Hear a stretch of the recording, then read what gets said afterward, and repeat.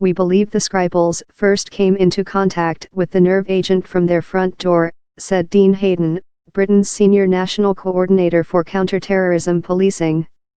Specialists have identified the highest concentration of the nerve agent, to date, as being on the front door of the address, Scotland Yard said in a statement.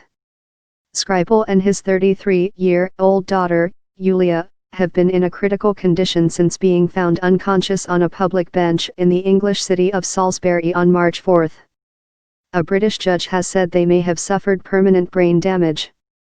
The attempted murder of Skripal, a 66-year-old former colonel in Russian military intelligence who betrayed dozens of Russian agents to Britain's MI6 spy service, has plunged Moscow's relations with the West to a new post-Cold War low.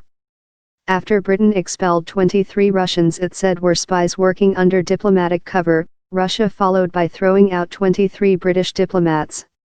The United States and other Western countries, including most member states of the European Union and NATO, expelled over 100 diplomats. British lawmakers launched a new inquiry into money laundering, sanctions and economic crime on Thursday, with a particular focus on properties bought with so-called dirty money. Enough is enough, British Foreign Secretary Boris Johnson said the Kremlin had underestimated the Western response to the attack, which also injured a British policeman. Johnson told an audience of ambassadors in London that 27 countries had now moved to expel Russian diplomats over Moscow's suspected involvement, which it denies. These expulsions represent a moment when a feeling has suddenly crystallized, when years of vexation and provocation have worn the collective patience to breaking point, and when across the world, across 3 continents, there are countries who are willing to say enough is enough, Johnson said. If they, Russia, believed that we had become so morally weakened, so dependent on hydrocarbons, so chronically risk-averse and so fearful of Russia that we would not dare to respond, then this is their answer.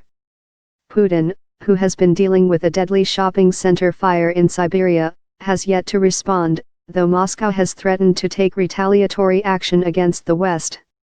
An analysis of all the circumstances leads us to think of the possible involvement in it, the poisoning, of the British intelligence services, the Russian Foreign Ministry said in a statement on Wednesday before the announcement by British police.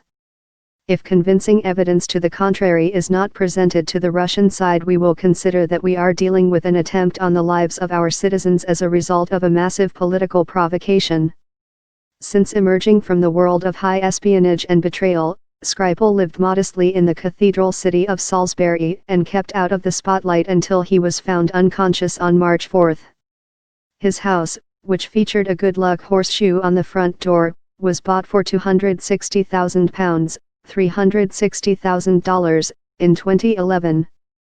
Skripal was listed at living there under his own name.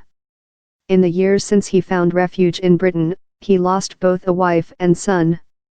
The attack on Skripal has been likened in Britain to the killing of ex-KGB agent Alexander Litvinenko, a critic of Putin, who died in London in 2006 after drinking green tea laced with radioactive polonium-210.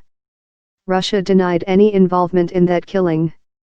An inquiry led by senior British judge Robert Owen found that former KGB bodyguard Andrei Lugovoy and another Russian, Dmitry Kovtun, carried out the killing as part of an operation probably directed by Russia's Federal Security Service. British police said they would continue to focus their inquiries around Skripal's home address as the investigation continued.